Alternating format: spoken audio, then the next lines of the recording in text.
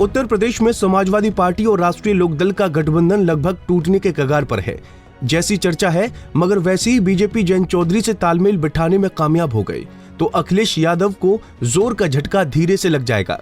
इसके साथ ही अखिलेश के लिए लोकसभा चुनाव से पहले राजनीति के मुश्किल दौर की शुरुआत भी हो जाएगी। आरएलडी बीजेपी के साथ आते ही वेस्ट यूपी में लंबे समय से बना जाट मुस्लिम गठजोड़ टूटेगा तो इसका सबसे बड़ा नुकसान अखिलेश यादव की समाजवादी पार्टी को होगा।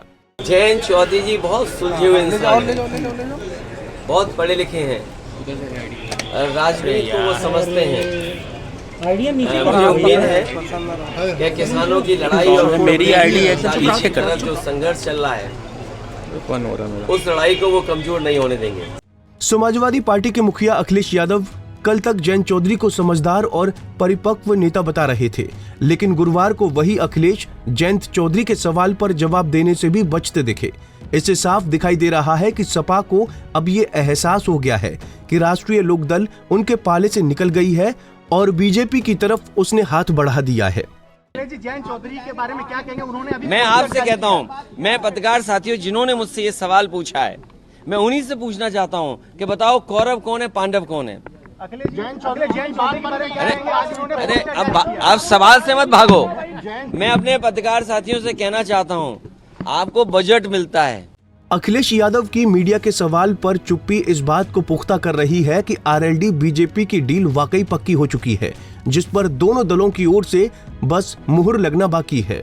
सूत्रों से ऐसी भी खबर है कि शुक्रवार तक राष्ट्रीय लोकदल के मुखिया जयंत चौधरी प्रेस कॉन्फ्रेंस कर सकते हैं। इसी में वो बीजेपी से गठबंधन पर खुलासा भी करेंगे। जयंत चौधरी का बीजेपी से तालमेल बनने पर अगर किसी सियासी दल को सबसे बड़ा झटका लगेगा तो वो है सपा। बता दें कि अखिलेश यादव के साथ 2022 के विधानसभा चुनाव में जो गठबंधन में पार्टनर बने थे वो अब एक एक कर उनका साथ छोड़ रहे हैं।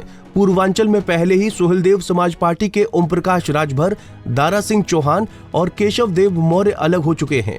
इस बार पश्चिमी यूपी की बारी है और ये लगभग फाइनल हो चुका है कि जयंत चौधरी का राष्ट्रीय लोकदल सपा का साथ छोड़ने जा रहा है। आरएलडी के जाते ही पूरब से पश्चिम तक सपा अकेली ही हो जाएगी।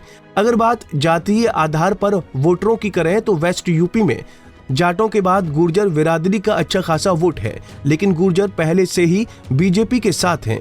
अब जयंत के जाने पर जाट का साथ भी सपा से छूट जाएगा, जिससे अखिलेश वेस्ट यूपी में खाली हाथ हो जाएंगे।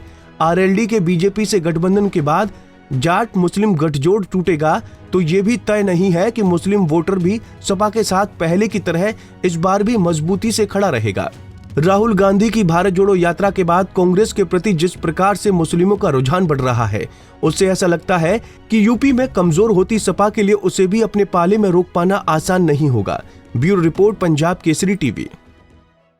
हमसे जुड़े रहने के लिए हमारे YouTube चैनल को सब्सक्राइब करें और नई वीडियो की नोटिफिकेशन के लिए बेल आइकॉन को दबाएं। अगर आप ये वीडियो Facebook पर देख रहे हैं तो लाइक जरूर करें और ज्यादा से ज्यादा शेयर करें। धन्यवाद।